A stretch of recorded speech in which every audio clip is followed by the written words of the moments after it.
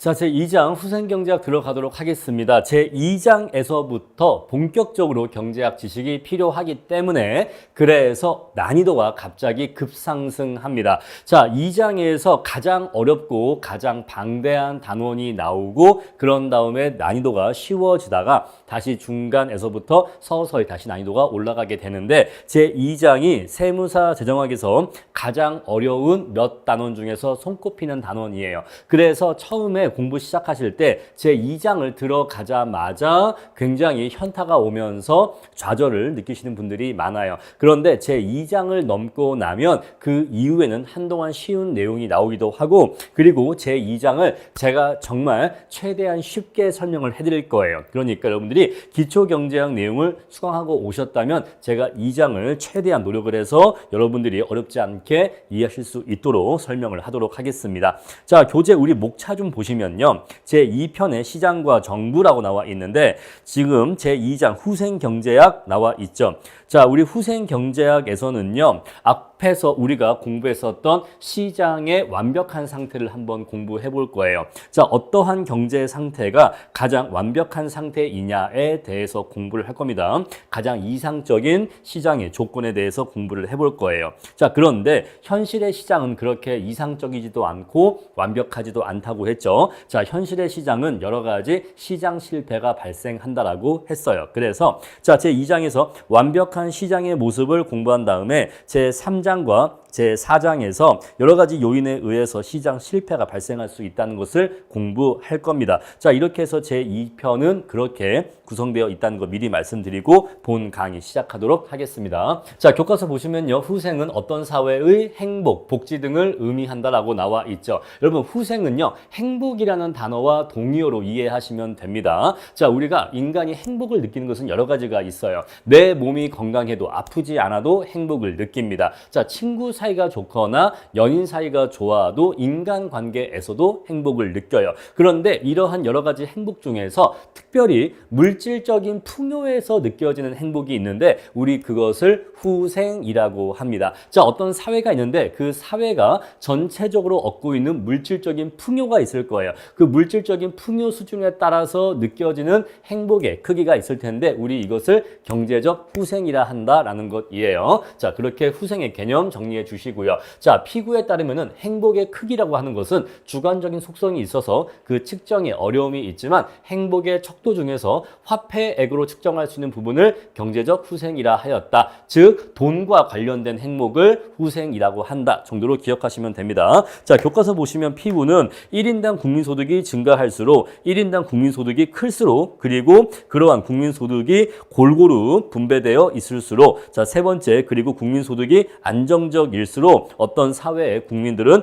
더 큰 경제적 행복을 느낀다라고 봤다 이 얘기예요. 그래서 이를 바탕으로 해서 후생경제학은 사회 전체의 후생을 극대화하기 위해서 정부가 어떠한 정책을 실시해야 하는가 또는 정부 정책이 사회 후생의 증감에 미치는 영향이 어떠한가에 대해서 연구하는 분야를 후생경제학이라 한다라는 것입니다. 자, 후생경제학의 개념 말씀드렸고요. 자, 그러면 어떠한 경제 사회가 있었을 때 그 경제 사회에 후생의 크기를 측정할 수 있는 판단 기준이 있어야 되는데 자, A라는 사회가 있고 B라는 사회가 있어요. 그랬을 때 A 사회와 B 사회 중에서 어떤 사회가 더 후생이 큰가를 판단하려면 측정 기준이 필요하겠죠. 우리 그 측정 기준으로서 두 가지가 있다라는 것입니다. 바로 앞에서 말씀드린 하나가 바로 효율성이고 두 번째가 바로 공평성이에요. 자, 어떤 사회가 자원 배분이 효율적으로 이루어져 있을수록 그 사회의 효율성이 높겠죠. 자, 효율성이 높으면 높을수록 같은 양의 밀가루로 더욱더 많은 양의 빵을 만들 수 있기 때문에 당연히 그러한 사회가 후생이 더 높을 거라는 것이에요. 이해하시겠죠? and 두 번째, 그렇게 만들어진 빵이 특정인에게 귀속되는 게 아니라 사회 구성원 전체에게 골고루 분배되어 있을수록 공평성이 높을수록 역시 그 사회의 후생의 크기가 클 것이라는 거죠. 자, 우리는 그래서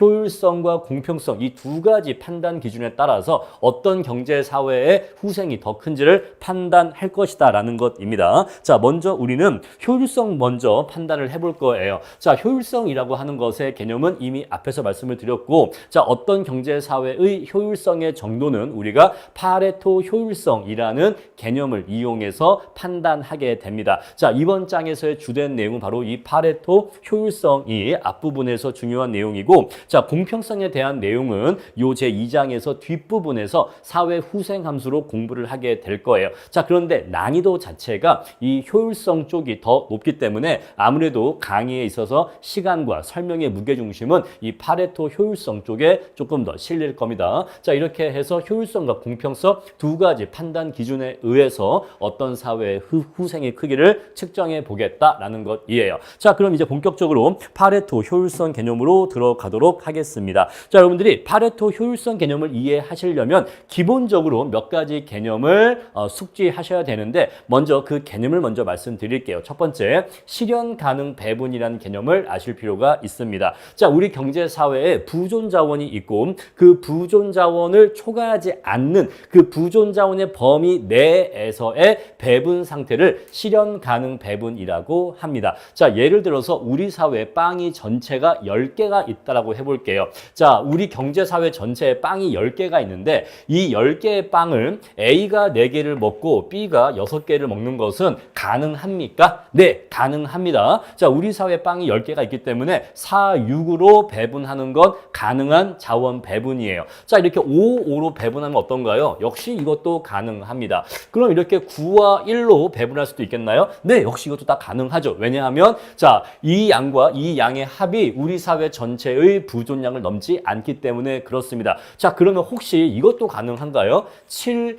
6 이렇게도 배분할 수 있나요? 요거는 안 돼요. 요거는 안 되죠. 요거는 불가능합니다. 빵을 이렇게 줄 수가 없어요. 빵이 이렇게 배분될 수가 없습니다. 왜 그럴까요? 자, 이거 7 더하기 6을 하면 13이기 때문에 이 두 개를 합한 숫자가 이 크기가 우리 사회 전체의 자원의 부존량을 넘기 때문에 이것을 초과해서 자원을 배분할 수는 없어요. 그래서 실현 가능 배분이라고 하는 것은 경제 내의 부존 자원의 범위 내에서 자원이 배분된 상태를 실현 가능 배분이라고 하고, 우리 이러한 배분 상태는 실현 불가능한 배분이라고 합니다. 자, 먼저 실현 가능 배분이라는 개념이 무엇인지 이해를 하시고 다음에 두 번째 파레토 개선이라는 개념을 말씀드릴게요. 자, 파레토 개선이라고 하는 것은요, 한 자원 배분 상태에서 다른 자원 배분 상태로 이동할 때 구성원 누구의 효용도 감소하지 않으면서 최소한 한 명 이상의 효용이 증가하는 경우를 파레토 개선이라고 합니다. 자, 여러분, 파레토 개선은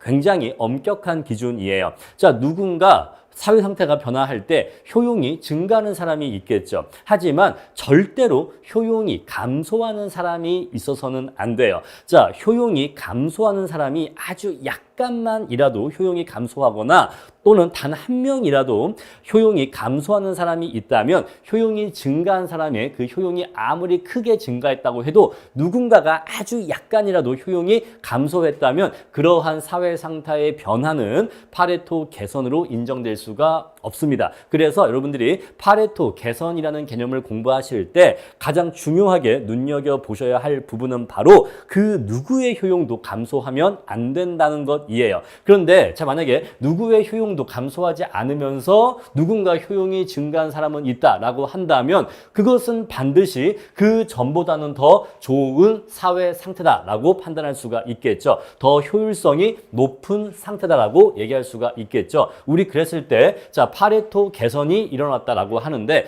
파레토 개선이 일어나기 전에 사회 상태를 파레토 열위라고 하고 파레토 개선이 일어난 후에 사회 상태를 파레토 우위라고 합니다. 파레토 열위와 파레토 우위의 개념을 이해하셔야 됩니다. 자, 그럼 이제 우리가 한번 숫자를 갖고서 예를 들어 볼게요. 자, 이렇게 갑과 을 두 명으로 이루어진 사회가 있는데 갑과 을의 효용이 각각 이렇게 50과 50의 크기로 주어져 있다라고 합니다. 자, 그런데 자원 배분 상태가 변했다라고 해요. 자, 갑과 을이 소비하는 빵의 개수가 서로 이렇게 바뀌었다라고 해보겠습니다. 자, 그랬더니 각자의 효용이 바뀌었어요. 자, 갑은 효용이 60이 됐고 을은 효용이 55가 됐습니다. 우리가 여기에서 뭘 알 수가 있냐면 갑의 효용도 증가했고 을의 효용도 증가했기 때문에 두 사람 모두 효용이 증가했다는 걸 알 수가 있어요. 따라서 이런 경우에는 명백하게 배분 상태 B가 배분 상태 A에 비해서 파레토 우위라는 걸 알 수가 있고 이러한 자원 배분의 변화는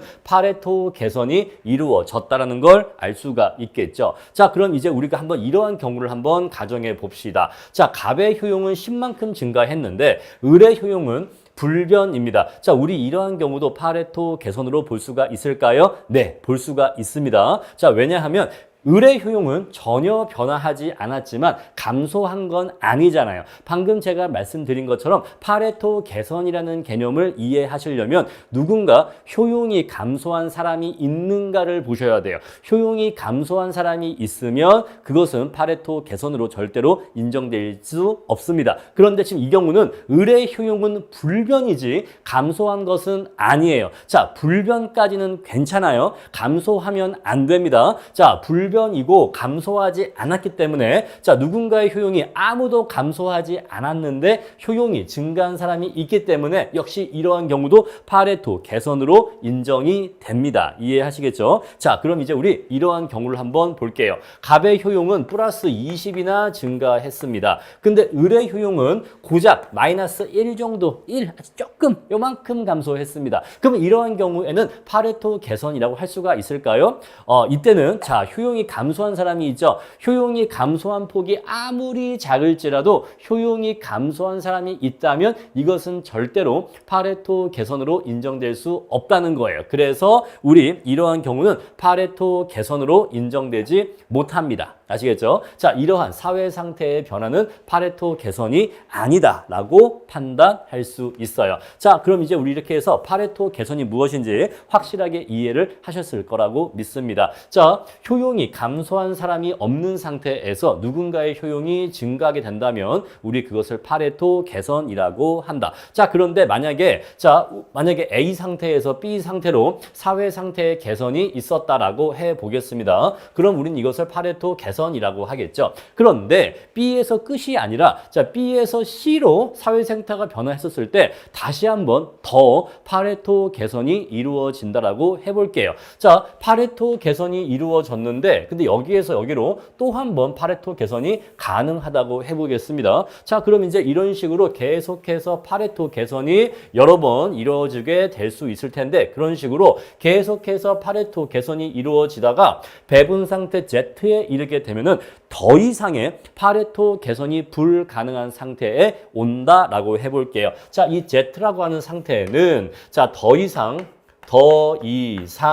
파레토 개선이 불가능한 상태라고 이렇게 기억을 하시면 되겠습니다. 자, 우리 이러한 상태를 뭐라고 부르냐면은 파레토 개선의 마지막 단계잖아요. 더 이상 개선될 수가 없는 상태이기 때문에 우리 이러한 상태를 파레토 최적 상태라고 해요. 또는 파레토 효율성이 달성된 상태라고 합니다. 따라서 파레토 효율성 또는 파레토 최적 둘 다 같은 말이에요. 아시겠죠? 파레토 최적 상태라고도 하고 파레토 효율성이 달성된 상태라고도 합니다. 자, 여러분들이 앞으로 최적이라는 개념을 이해하실 때 제가 기초경제학 때 말씀드렸던 그 개념을 떠올리시기 바랍니다. 자, 제가 등산 얘기했었죠. 요렇게. 자, 에베레스트 산이 있어요. 자, 이 에베레스트 산의 정상에 내가 섰다라고 해보겠습니다. 드디어 정복을 해서 딱 이렇게 정상에 섰어요. 자, 정상에 섰다면 내가 지금 서 있는 곳이 정상이라면 자, 어떠한 특징이 있다?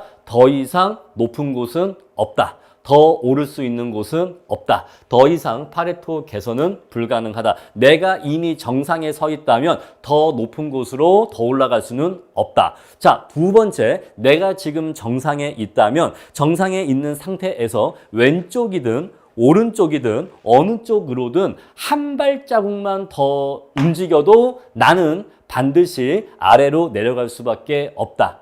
이해하시겠죠? 자, 나는 이미 현재 가장 높은 곳에 있기 때문에 왼쪽이든 오른쪽이든 한 발자국만 더 움직여도 반드시 정상보다 낮은 곳으로 내려갈 수밖에 없어요. 이해하시겠죠? 자, 정상 또는 최적이란 것을 떠올리실 때 이 두 가지 아이디어, 이 두 가지 특성을 떠올리시라 이거예요. 아시겠죠? 자, 우리 그래서 파레토 최적이라고 하는 것은 더 이상 파레토 개선이 불가능하다. and 두 번째, 만약에 여기에서 다른 상태로 이동한다면 그것은 반드시 최적보다 못한 상태로 내려갈 수밖에 없어요. 아시겠죠? 자, 이렇게 해서 파레토 최적 개념 말씀드렸습니다. 자, 이렇게 해서 파레토 개선이 이루어지다가 더 이상의 파레토 개선이 불가능한 상태를 파레토 최적이라고 하는데, 자, 이러한 파레토 최적은 앞에서 제가 말씀드린 바와 같이 세 가지 차원에서 효율성을 충족해야 됩니다. 바로 첫 번째가 소비에 있어서 파레토 효율성이 충족돼야 되고, 두 번째 생산에 있어서 파레토 효율성이 충족돼야 됩니다. 그리고 세 번째, 오늘 공부하겠지만 소비와 생산의 동시적 또는 종합적 파레토 효율성까지 달성되어야 돼요. 그래서 1번, 2번, 3번의 파레토 효율성이 모두 달성되어야지만 진정한 의미에서 파레토 효율성이 달성되었다라고 얘기할 수가 있어요. 아시겠죠? 자, 그럼 이제 우리가 하나씩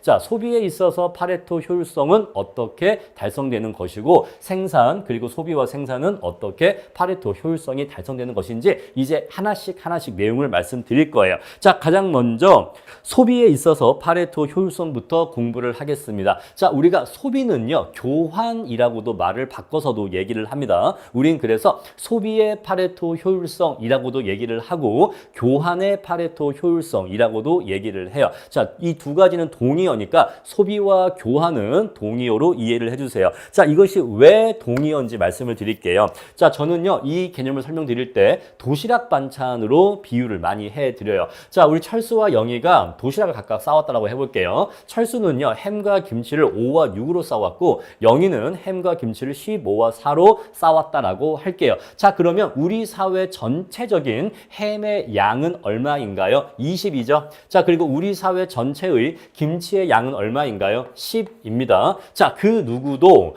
햄을 20단위 이상 먹을 수는 없어요. 그러니까 20단위보다 더 많이 먹을 수는 없어요. 21, 22 못 먹죠. 자, 그 누구도 김치를 11, 12, 13, 10을 초과해서 먹을 수는 없습니다. 20을 초과하거나 10을 초과해서 누구도 먹을 수는 없어. 자, 철수와 영희는 20이라는 범위 내에서 햄 반찬을 먹어야 되고, 다음에 철수와 영희는 10이라는 범위 내에서 김치 반찬을 서로 이렇게 먹어야겠죠. 자, 그랬을 때 현재 각자 반찬을 이렇게 쌓은 상태라고 해볼게요. 근데 철수는 햄을 좋아하고요, 영희는요, 김치를 좋아한다라고 해볼게요. 자, 각자의 선호가 이렇다라고 해보겠습니다. 자, 그러면 철수는 햄을 좋아하기 때문에 영희한테서 햄 반찬을 더 이렇게 갖다가 먹고 싶어요. 그런데 그냥 먹을 수는 없잖아요. 대신 나도 뭔가를 줘야죠. 근데 영희는 김치를 좋아하거든요. 그래서 철수가 영희한테 얘기를 합니다. 내가 너 햄 반찬 좀 먹고 싶은데 내가 네 햄 반찬 좀 먹고 대신 내 김치를 네가 좀 더 먹는 게 어때? 라고 했을 때 영희도 이게 나쁘지 않습니다. 왜냐하면 자기는 김치를 더 좋아하거든요. 자기는 햄보다 김치를 더 좋아해요. 그래서 당사자 간의 합의가 이루어져서 만약에 철수가 영희한테 햄 2개를 가져오고, 그럼 이제 얘가 7이 되겠죠. 그럼 이제 영희는 햄이 13개가 되겠죠. 그리고 대신 김치 2개를 준다라고 해볼게요. 그러면 철수는 김치가 4가 되고 영희는 김치가 6이 되겠죠. 자, 우리 최초의 자원 배분 상태는 이거였었어요. 그런데 지금 제가 쓴 요 숫자대로 사회 상태가 A에서 B로 바뀐 겁니다. 이해하시겠죠? 자, 우리 사회 상태 A는 어떤 상태예요? 철수가 햄을 5개 먹고 영희가 햄을 15개 먹는 상태가 바로 A란 말입니다. 그죠? 5와 15로 각각 햄을 소비하는 게 사회 상태 A란 말이에요. 근데 B는요, 자, 철수가 햄을 7개를 먹고 다음에 영희가 햄을 13개를 먹는 상태가 바로 B라고 얘기할 수가 있겠죠. 물론 김치도 여기다 같이 쓸 수도 있겠지만 일단 햄만 갖고 얘기를 합시다. 자, 그런데 이렇게 A에서 B로 변했었을 때 누군가가 강제로 교환시켰나요? 아니에요. 양 당사자가 자발적으로 교환을 했습니다. 여러분, 자발적인 교환은 어떤 경우에 가능한 겁니까? 거래 당사자가 서로의 이익이 있었을 때는 자발적인 거래가 가능한 거예요. 자, 철수도 이러한 거래에서 이익을 얻고 영희도 이러한 거래에서 이익을 얻기 때문에 양 당사자의 자유로운 거래에 의해서 자발적으로 교환이 발생하게 된 겁니다. 자, 그래서 방금 제가 말씀드린 이 사회 상태의 A에서 B는 바로 재화의 교환이 발생한 거고, 자, 재화의 교환을 왜 했죠? 소비하려고 교환한 거죠. 그래서 동시에 이것을 소비라고도 얘기할 수가 있는 거예요. 이렇게 교환해서 소비를 하잖아요. 자, 이렇게 해서 사회 상태가 A에서 B로 변했었을 때 누군가 효용이 감소한 사람이 있습니까? 없어요. 효용이 감소한 사람은 없습니다. 이 자발적 거래에서 누군가 손해를 본 사람은 없어요. 그런데 철수는 햄을 더 먹어서 기분이 좋아졌고요. 영희도 김치를 더 먹어서 기분이 좋아졌어요. 효용이 증가한 사람만 있어. 그래서 효용이 감소한 사람은 없는데 효용이 증가한 사람만 있습니다. 그럼 이거 파레토 개선인가요? 요거 개선이에요. 요거 개선입니다. 이해하시겠죠? 자, 그래서 소비에 있어서 또는 교환에 있어서 파레토 효율성이라고 하는 것은 자, 이러한 식의 개선이 발생하는 거예요. 자, 이러한 식의 개선이 발생하고 또 발생하고 또 발생해요. 자, 이렇게 반찬을 계속 바꿔 먹을 수 있겠죠. 자, 이렇게 먹은 다음에 철수가 또 얘기해 영희한테 너 혹시 또 한 번 바꿔 먹을래? 햄을 더 줄 테니까, 햄을 내가 더 먹을 테니까, 대신 김치를 더 줄 테니까, 우리 이러한 교환을 계속 해볼까? 더 해볼까? 라고 하면서, 자, 이렇게 교환하고 하면서 개선이 이루어지다가 더 이상 개선이 이루어지지 못하는 상태가 올 수가 있어요. 바로 우리 이것을 가장 반찬을 효율적으로 나눠 먹은 상태다라고 해서 파레토 최적 상태라고 얘기할 수가 있는 거예요. 자, 우리는 이것이 어떻게 이루어지는 것인지 그것을 경제학적으로 분석을 해보고자 하는 것입니다. 자, 그럼 이제 이것은 제가 아주 간단하게 도시락 반찬으로 예시를 든 것이고 이제 엄밀하게 경제학적으로 분석을 해볼 거예요. 자, 칠판 보시면요, 두 개의 그래프가 띄워져 있죠. 자, 이 왼쪽 그래프는 A라는 사람의 무차별 곡선입니다. 자, 수평축은 X제의 소비량, 세로축은 Y제의 소비량인데 만약에 우리 사회에 X제가 총 100개가 있다면 이 수평축의 길이는 X제 100개가 되겠죠. 자, 우리 사회에 전체에 있는 Y제의 수량이 Y제 60개라면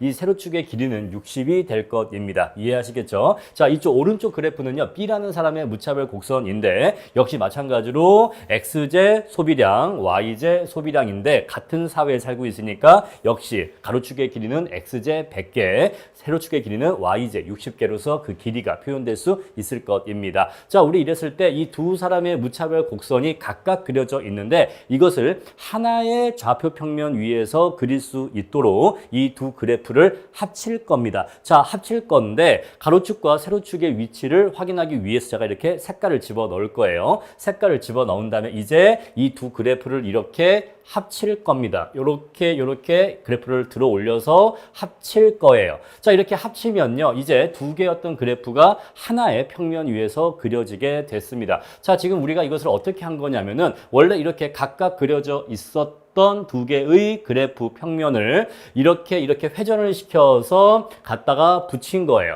자, 이렇게 붙이게 되면은 역시 가로축의 길이는 우리 사회에 존재하는 X제의 총 부종량 X제 100개가 되고 여기 세로축의 길이는 우리 사회의 Y제의 총 부존량 Y제 60개가 됩니다. 이해하시겠죠? 자, 우리 이렇게 만들어진 평면이 마치 하나의 사각형 박스처럼 보인다고 해서 우리 이것을 에지워스 상자라고 합니다. 아시겠죠? 자, 우리 에지워스 상자의 좀 특성을 몇 가지만 살펴볼게요. 자, 일단 우리 이쪽 꼭지점이 있고 이쪽 꼭지점이 있는데 우리 이쪽 점은요, A라는 사람의 원점입니다. 그래서 A의 무차별 곡선은 요렇게 이쪽 원점에 대해서 볼록하게 그려지면서 요렇게 바깥쪽으로 나갈수록 이렇게 바깥쪽으로 나갈수록 A의 재화 소비량이 증가하면서 A의 효용이 높아지고 있다는 있다는 것을 표현할 수 있는 거예요. 아시겠죠? 자, 우리 그리고 이쪽 꼭지점이 B의 원점이기 때문에 자, 이 원점에 대해서 볼록하게 이렇게 무차별 곡선이 그려지고 자, 역시 얘도 이렇게 원점에서 멀어질수록 B의 효용이 더 증가하고 있다는 것을 나타냅니다. 원리 이해하시겠죠? 자, 우리 그리고요. 에즈워스 상자의 가로 길이와 세로 길이는 우리 사회에 존재하는 x제와 y제의 수량으로서 가로와 세로의 길이가 결정된다는 거. 자, 일단 이러한 기본적인 내용을 알아두시고요. 자, 그런 다음에 이 에즈워스 상자 내에 임의의 한 점을 한번 선택을 해볼게요. 우리 그 점을 이렇게 A점이라고 하겠습니다. 자, A점이라고 하는 것은 어떠한 자원 배분 상태를 알려주고 있냐면 A가 x제를 30개 소비하고 있다는 것을 알려줘요. 그런데 우리 사회에는 x제가 100개가 있기 때문에 A가 30개를 소비한다면 B는 이 중에서 나머지 70개를 소비하고 있다는 것을 알 수 있습니다. 자, 그리고 자, 여기 A라는 점은요. Y제 소비량도 알려주는데 A라는 사람이 Y제를 40개 소비하고 있다면 B라는 사람은 당연히 자동적으로 Y제를 20개 소비하고 있다는 것을 알려줘요. 자, 따라서 에즈워스 상자 내에 임의의 점을 찍으면 그 점은 A의 x제, y제 소비량과 그 다음에 B의 x제, y제 소비량을 동시에 알려준다. 그리고 에즈워스 상자 내에 있는 모든 점들은 실현 가능 배분점을 의미한다 라는 것도 아실 수가 있겠죠. 자, 왜냐하면 이 점을 선택하나 이 점을 고르나 이 점을 고르나 모두 우리 사회에 존재하는 x제의 수량과 y제 수량의 범위 내에서 A가 몇 개를 쓰고 B가 나머지 몇 개를 쓰는지를 소비하는지를 보여주기 때문에 에즈워스 상자 내에 있는 모든 점들은 실현 가능 배분이라는 점도 아실 수가 있겠죠. 자, 여기까지 이제 우리가 앞에서 했었던 내용을 말씀드린 겁니다. 자, 그럼 이제 우리가 파레토 계산에 대해서 알아볼 것인데 자, 만약에 초기 자원 배분점이 여기 A점으로 주어져 있다라고 하면 각각 재화를 이렇게 소비하고 있다는 것을 아실 수가 있겠죠. 자, 그랬을 때 두 사람의 무차별 곡선이 요렇게 그려지는데 자, 왜 이렇게 그려지냐면 초기에 자원 배분점이 요렇다라고 하는 것은 뭐라고 했죠? A라는 사람이 X제와 Y제를 각각 몇 개 소비하고 있냐면 X제 30개와 Y제 40개를 소비하고 있는 자원 배분점이라고 했잖아요. 그러면 A가 X제와 Y제를 이렇게 소비할 때 느끼는 만족의 크기가 있을 텐데 우리 그 만족의 크기를 나타내는 무차별 곡선이 이렇게 지나간다 요 얘기예요. 마찬가지로 B라는 사람은 X제를 20개, X제를 70개, Y제를 20개 지금 소비하고 있는데 그렇게 소비할 때 B라는 사람이 느끼고 있는 만족의 크기를 이렇게 무차별 곡선이 나타내고 있다라는 것을 아실 수가 있겠죠. 자, 그럼 이제 우리가 요 무차별 곡선 요것만을 조금 더 크게 확대해서 별도의 그래프로 이렇게 가져와 보겠습니다. 자, 아까 우리 그 두 무차별 곡선을 크게 확대한 거예요. 자, 지금 보니까 두 사람의 무차별 곡선이 이렇게 만나면서 가운데에 볼록하게 생긴 영역이 생기게 되는데 우리는 보통 이것을 정식 경제학 용어는 아닙니다만 볼록 렌즈 영역이라고 불러요. 자, 우리 이 영역이 왜 의미가 있는지 말씀을 드릴게요. 자, 만약에 이러한 A점 자원 배분 상태에서 이러한 B점으로 자원 배분점이 이동한다면 어떻게 될지 한번 분석을 해볼게요. 자, A점에서 B점으로 이동한다라고 하는 것은 A라는 사람과 B라는 사람이 서로 X제와 Y제를 교환한다는 것을 의미합니다. 자발적으로 교환한다는 것을 의미하는데 어떻게 교환을 하는 거냐면 자, 한번 그래프를 이렇게 점선을 표시해 볼게요. 자, 자원 배분점이 A점에서 B점으로 이동한다고 하는 것은 A의 관점에서 보면 X제의 소비량이 증가한다는 것을 의미합니다. 이해하시겠죠? 자, 왜냐면 종래에는 X제를 이만큼 소비하고 있었는데 이제는 X제를 이만큼 소비하는 것으로 이동하는 것이기 때문에 X제의 소비량이 요만큼 증가한다는 걸 알 수가 있어요. 누구의 입장에서? A의 입장에서. 자, A의 입장에서는 X제의 소비량이 요만큼 증가한다는 것을 알 수가 있습니다. 자, 그런데 x제를 더 소비하고 싶으면 대신 b한테 뭘 내놔야 돼요? y제를 몇 개 내놔야 돼요. 그래서 y제를 몇 개 포기하고 있다? y제를 요만큼을 포기하고 있다는 걸 알 수가 있습니다. 이해하시겠죠? 자, 만약에 한번 숫자를 넣어 볼게요. 자, x제를 2개 더 소비하는데 y제를 4개 포기하고 있다라고 한번 해보겠습니다. 자, 그러면 초기의 자원 배분점이 각각 얼마였었냐면은 자, 30과 40이었잖아요. 자, 30, 40. 자, 이게 A가 그랬고, 자, B는요, 70, 22였는데, 자, 만약에 A점에서 B점으로 이렇게 이동한다라고 하는 것은 요게 어떻게 변하는 것을 의미하냐면, 얘가 32가 되고, 얘가 36이 되는 것을 의미해요. 자, B는요, X제 2개를 대신 줘야 되죠. 자, A가 X제 2개를 더 소비한다. 이 말은 반대로 얘기하면 B는 대신 X제 2개를 덜 소비하고 X제 2개를 A한테 주고 그럼 얘는 68로 변하겠죠. 대신 Y제 4개를 더 소비한다. 이 말이잖아요. 그럼 얘가 이렇게 변하는 것을 의미하겠죠. 자, 우리 이것을 뭐라고 한다? 교환이라 한다 이 얘기예요. 교환. A가 B한테 X제 2개를 주는 대신에 X제 2개를 가져오는 대신 자신의 Y제 4개를 주는 거죠. 이렇게 자발적인 교환이 이루어지게 됩니다. 방금 제가 이러한 자발적인 교환이 이루어질 거라고 얘기를 했어요. 어떻게 저는 이러한 자발적인 교환이 이루어질 것이라고 장담할 수가 있는 걸까요? 왜냐하면 이러한 교환을 하는 것이 서로에게 이익이 되기 때문에 그렇습니다. 자, 이러한 교환이 왜 서로에게 이익이 되냐면 자, 초기의 자원 배분점 A를 지나는 A의 무차별 곡선은 이렇게 그려졌었죠. 그런데 이제 이 B라는 점을 지나는 A의 무차별 곡선은 어떻게 그려지냐면 이제는 그래프가 이렇게 그려집니다. 자, I1이라고 할게요. 이해하시겠습니까? 자, 원래 초기에 A점에서는 A라는 사람이 누리던 효용의 크기는 요 무차별 곡선이었거든요. I0의 무차별 곡선이었거든요. 그런데 이 볼록 렌즈 안에 있는 점인 B라는 점으로 자원 배분점을 이동시켰죠. 서로 간의 X제와 Y제를 교환해서 이렇게 점이 이동했죠. 그랬더니 요 점에서 A가 느끼는 효용의 크기는 I1으로 표현되는 더 바깥쪽 무차별 곡선으로 표현된단 말입니다. 이해하시겠습니까? 자, 그래서 A의 효용이 증가한다는 것을 알 수가 있어요. 이러한 교환을 통해서 A의 효용이 증가한다는 걸 알 수가 있습니다. 자, 그럼 이제 한번 B를 볼게요. 자, B는요, 원래 이러한 무차별 곡선의 효용을 느끼고 있었는데, 자, 자원 배분점이 이렇게 변하게 되면은 요 점을 지나는 B의 무차별 곡선은 요렇게 그려지게 됩니다.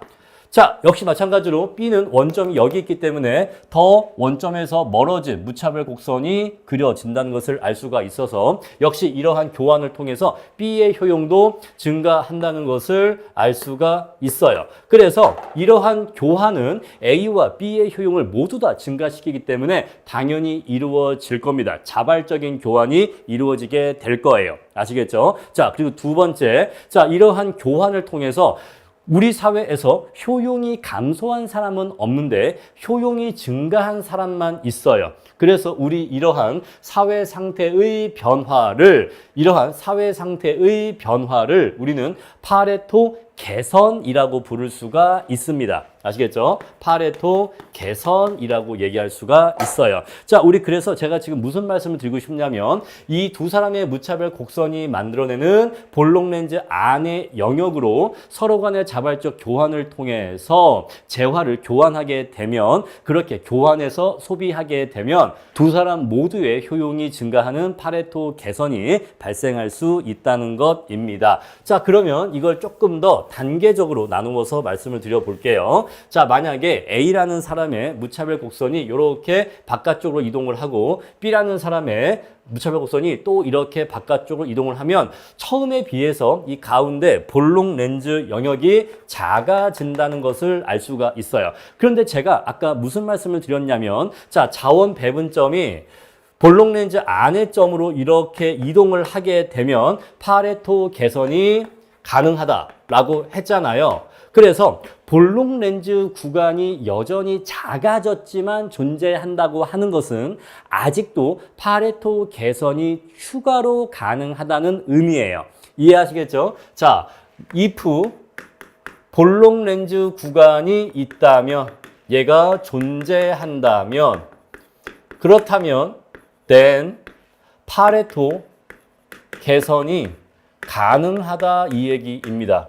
이해하시겠어요? 볼록 렌즈 구간만 있다면 그 안에점으로 서로 간의 자원을 교환해서 파레토 개선이 추가로 가능하다 이 얘기예요. 자, 그래서 이거를 그림으로 그리면 이렇게 그릴 수가 있겠죠. 자, 처음에 이랬던 상태에서 자, 얘가 이제 요만해진 상태로 개선을 했고 또 요만해지게 개선을 하고 요만해지게 개선을 이렇게 한단 말입니다.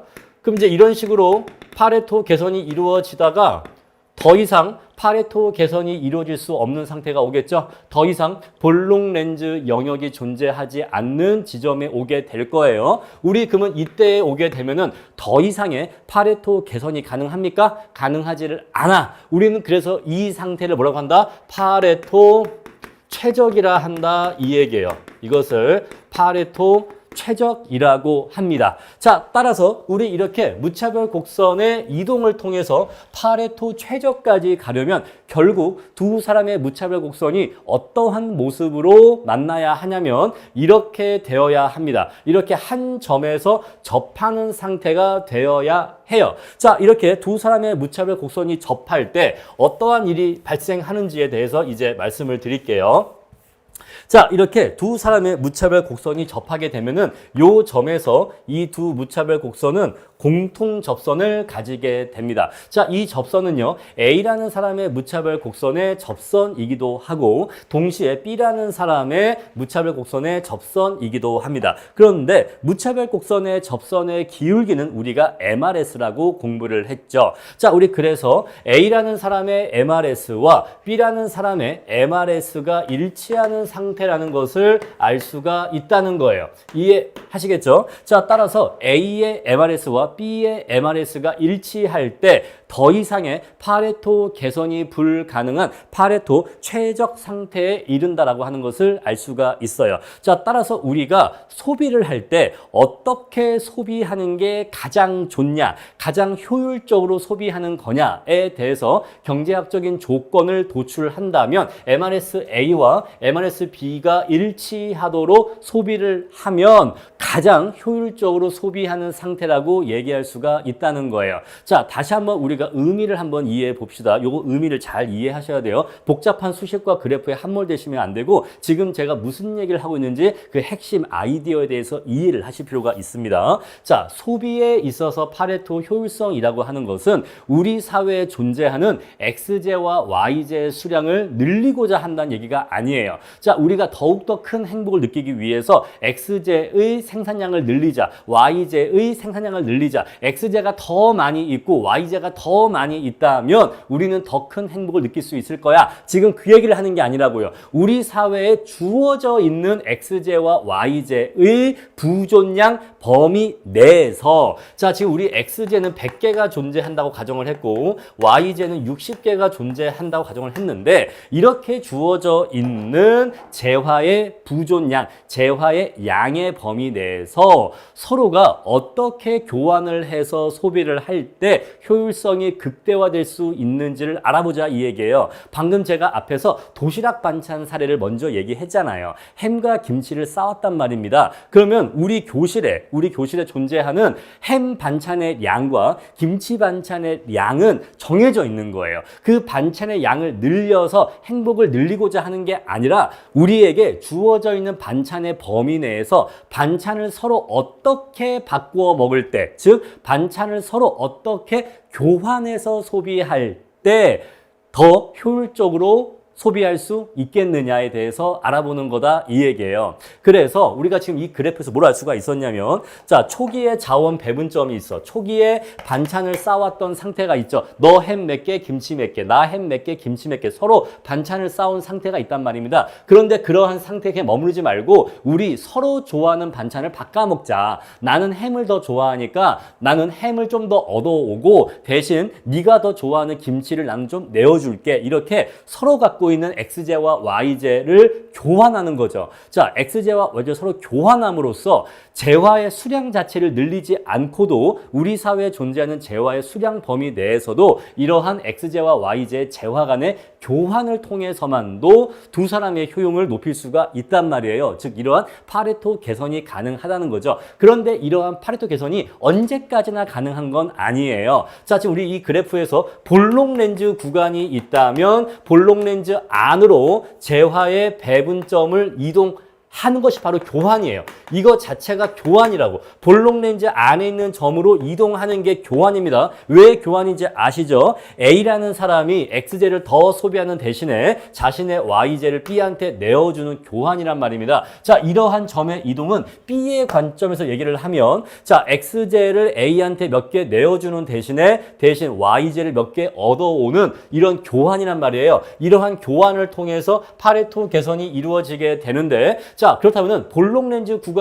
있다면 추가적인 파레토 개선이 가능하다는 거죠. 그러면 이런 식으로 점차 볼록 렌즈 구간이 작아지다 보면 결국 하나의 점이 되면서 더 이상의 볼록 렌즈 영역이 존재하지 않는 상태에 이르게 되는데 바로 우리는 이러한 상태를 파레토 최적이라고 하고 파레토 최적 상태에 이르면 더 이상은 교환을 통해서 효율성을 더는 높일 수 없는 상태가 와요. 이해하시겠죠? 자, 바로 우리 이러한 상태를 교환에 있어서 파레토 효율성, 파레토 최적 상태라 한다라는 것입니다. 자, 그런데 이러한 소비에 있어서 파레토 최적 상태가 에지워스 상자 내에서 단 하나만 유일하게 존재하는 건 아니에요. 자, 왜냐하면 우리가 지금 이러한 파레토 최적 상태의 한 점을 도출하긴 했지만 이 점은 초기의 자원 배분점이 여기로 주어져 있다면 당사자 간의 교환을 통해서 파레토 최적인 이 점에서 최적이 이루어질 거다라고 한 거잖아요. 그런데 에지워스 상자 내에 있는 점이 몇 개가 있어요? 무수히 많아. 이러한 점들이 무수히 많기 때문에 초기 자원 배분점이 무수히 많이 존재하게 됩니다. 그러면 그렇게 무수히 많이 존재하는 초기 자원 배분점마다 서로 간의 교환을 통해서 파레토 최적 상태에 이를 수 있게 되는데 우리 그러한 점들을 싹 다 모으면 이렇게 빨간색 점들로 모을 수가 있어요. 자, 지금 이 빨간색 선은요, 그러한 점들의 모임입니다. 그러한 점들을 매끄럽게 연결한 선을 말하는데 우리 이 빨간색 선을 계약곡선이라고 해요. 자, 초기에 자원 배분점은 이 에지워스 상자 내에서 무수히 많이 존재해요. 자, 여기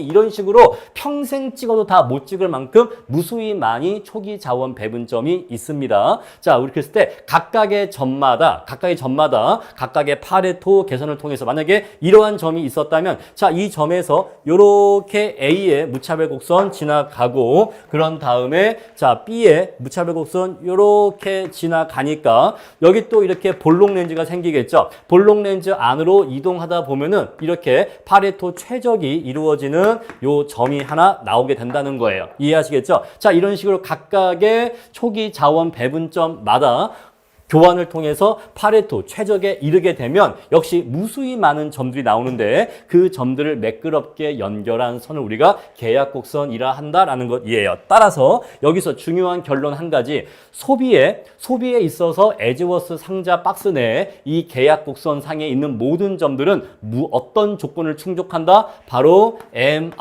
MRSA와 MRSB를 충족하는 점들의 모임이에요. 자, 이 계약곡선 상에 있는 모든 점들은 소비에 있어서 또는 교환에 있어서 파레토 효율성 조건을 충족한다 안 한다? 충족한다. 충족하는 애들만의 모임이다 이 얘기예요. 따라서 계약곡선 상에 있는 모든 점들은 이러한 소비에 있어서 파레토 효율성 조건을 충족한다라는 것을 아실 수가 있겠죠. 그런데 이러한 점이 한두 개가 아니다. 무수히 많다라는 것이에요. 자, 그리고요. 지금 우리가 그리고 있는 이 에지워스 상자는요, 가로축이 x제의 소비량이고 세로축이 y제의 소비량이기 때문에 재화평면에서 그려지고 있다는 것을 아실 수가 있어요. 자, 그랬을 때 여기 보시면 제가 대표적으로 점 B, C, D 세 개를 꼽았는데 점 B에서 D로 갈수록 A의 효용은 증가합니까? 감소합니까? B에서 D로 갈수록